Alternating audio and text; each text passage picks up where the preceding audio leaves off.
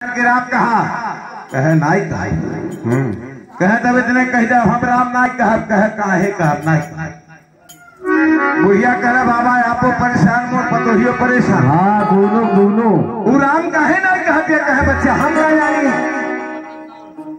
कहला हमारे बड़के बेटे हुआ का नाम है राम।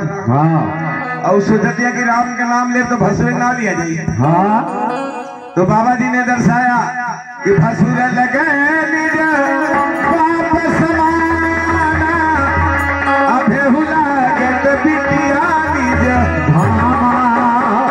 भजन नाम भजन दुई कुलही बनाई अनैहर सासुर अपने बतौले कि भासुर का लगल है बाप लगल है अब है क्या लगती है बेटी लगती है। हाँ अगर बाप के नाम का भजन बना देती है तो दो कुल बना देती है नैहर और लोक और परलोक। अजरा तार के राम कहल शुरू कर दिया। बाबा कहा बच्चा अब राम के नाम बंद करा चलत फिरत सुतत उठत बैठत राम भजत रहिया। हाँ कहला बाबा अब तो हंसे कौन काम बा बच्चा जब यह बतिया कहलू दे हम चाहता है कि तुहर मुँह बंदे रहे। हाँ लेकिन अगर राम के नाम से आपका मुंह खुल गया लेकिन आगो गठियावा आगे प्रेमियों। हाँ कुंती रोवत बिचारा चल गया। वाह वाह। याद हे प्रभु हमें गरीब न बनौले होती। हाँ हमार पास गोदना न होते। हाँ याद हम कोनो हिसाब लगोती। वाह वाह।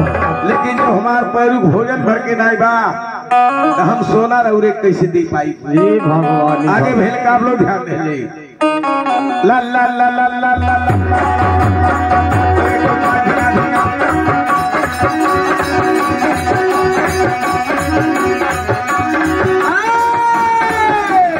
जय हो। कुंती जी कैलिए रामा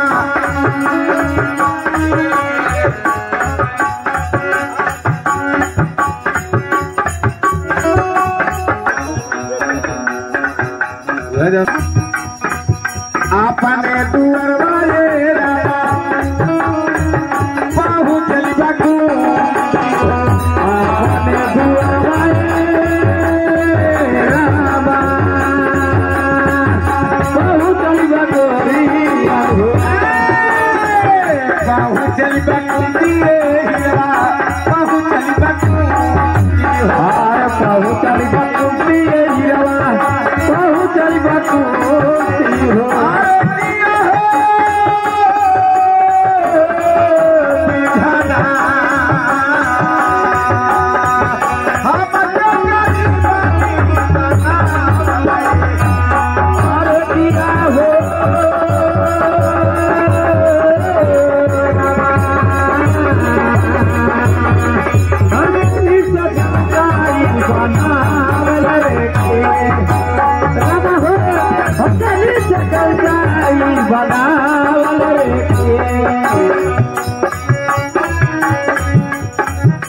पाछो लगवाए रामा खेली के आई रामा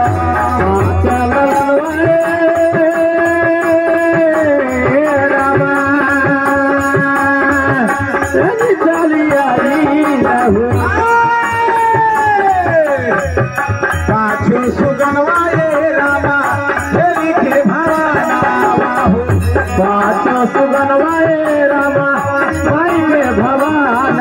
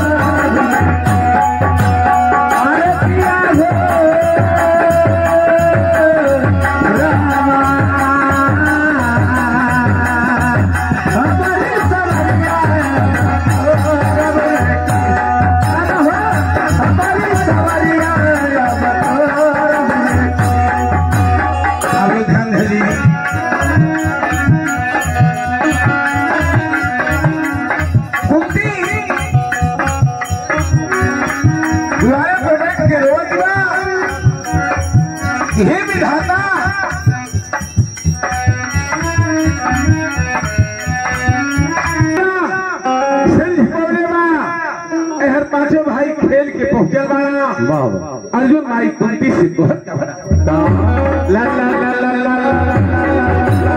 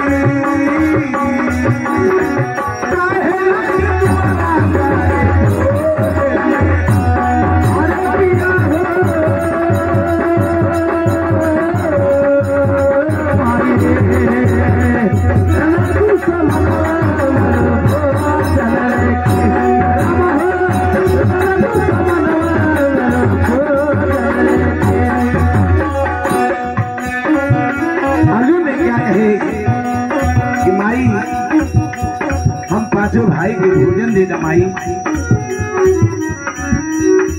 लेकिन माई कुंती रोले के आगे और बारी ना निकलत अर्जुन जी गईलो अधुक के माई के चेहरा ताके लगो देखा ताने कि नौनो पात आस गिरत गया अर्जुन कहने का एक एक और खेल जाइए का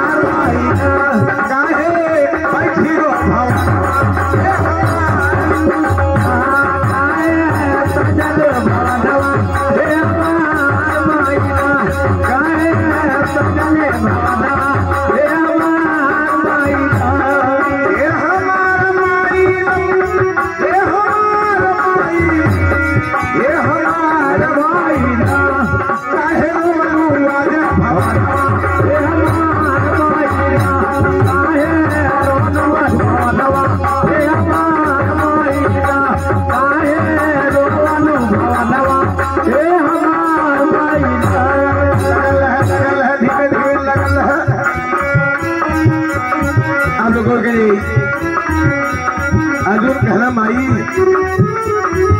जो हम लोग छोटे छोटे रहे तब तक माई ना रोलू। आज हम पाँच के 18 बरस की उम्र के देला बना रहे माई काहे रोलू एक कारण बतावा। कामन जो जब माई कभी पर आई हे हमारा हे हमारा माई हे हमारा माई यही हक गालिया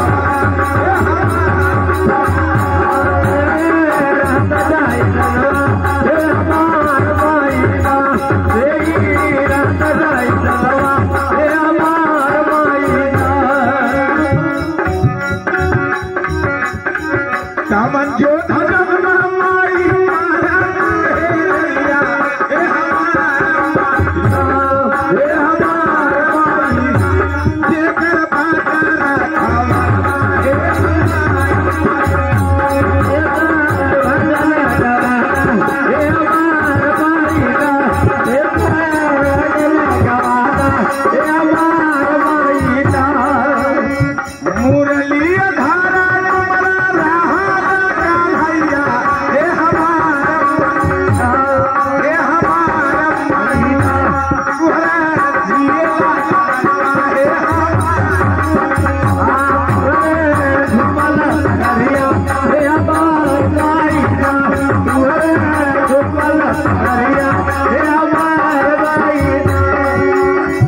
आप लोग और के लिए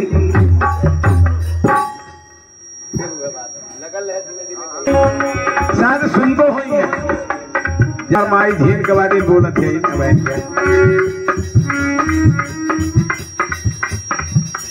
अर्जुन कहा माई कौन जोधा चला गई पृथ्वी पर ये तुम्हें गाड़ी दिहलोस या किनार दिहलोस बाबा ये कर रखवान सुदर्शन धारी वाला माई उनके चलते रोलू या कि कोनो दुश्मन उपज गई। हाँ माई कुंती बतावती है का नाही केहू मरला मेरा नाही गाड़ी वाला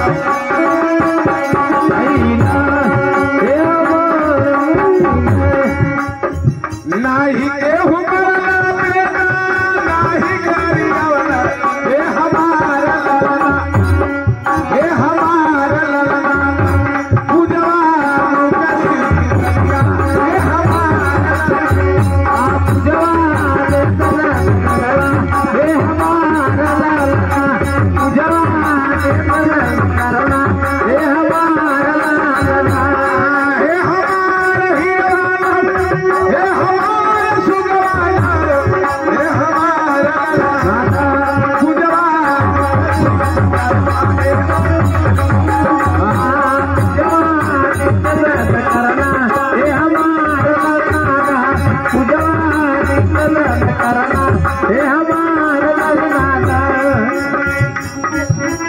ऐसे ही हमारे सेवक बाटे का नाम है इनका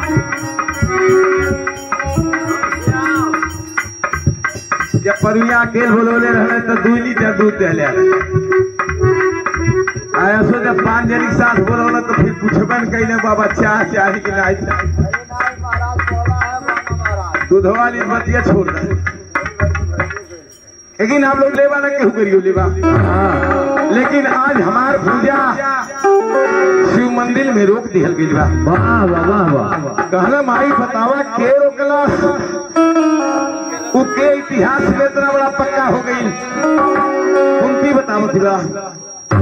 अरे करी के जवानी अरे गंधारी बहरवा हे हमारा हे हमारा हे हमारा नाना पूजवाई करके निकला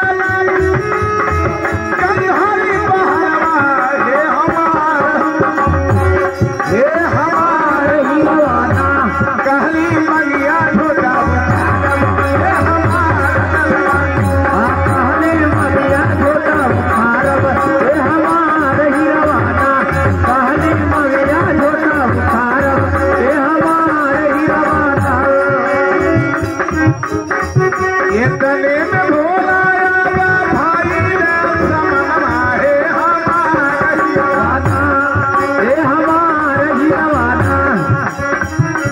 कने में बोला माई भैया पाल नसवा हे हमारे हीराना भैया आई के सवावा भैया आई के सवावा हे हमारे हीराना बोला भैया सवावा हे हमारे हीराना दुइया मगनवा दोनों पुजारी हे हमारे हीरा हे हमारे हीरा सोने का मन साहस मंदिर हे हमारे सोने का मन हे हमारे हीरा सोने का लसा भाई हे हमारे हीरा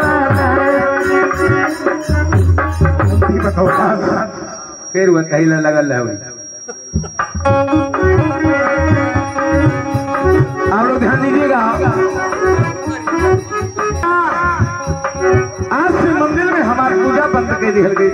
हाँ गंधारी पूजा करके निकलल बा अब कहले बा कि बिहान से अगर तू पूजा करे आ गई तो तुम्हारे मांग का झोटा उठा ले। वाह वाह इतने में भोला जी से बर्दाश्त ना भई आके सामने उपस्थित भई ना कहना हमार दोनों पुजारी लड़ा के कर सातवा कमल के सोने का फूल सहस हमारे मंदिर में भराना चाहिए और 108 फूल जो गले में पहनाएगा उसी का बेटा हसीनापुर का राज करेगा। वाह वाह और उसी के बेटे का नाम चारों युग में अमर होगा। जय हो कहला माई बस अरिन हाँ बेटा अर्जुन कहना कहा छव थाल भोजन माई अमर परोसो हे हमारा माई हे हमारा माई छव कोठरिया माई भोजन सजई हे हमारा माई हे हमारा माई पहले कवर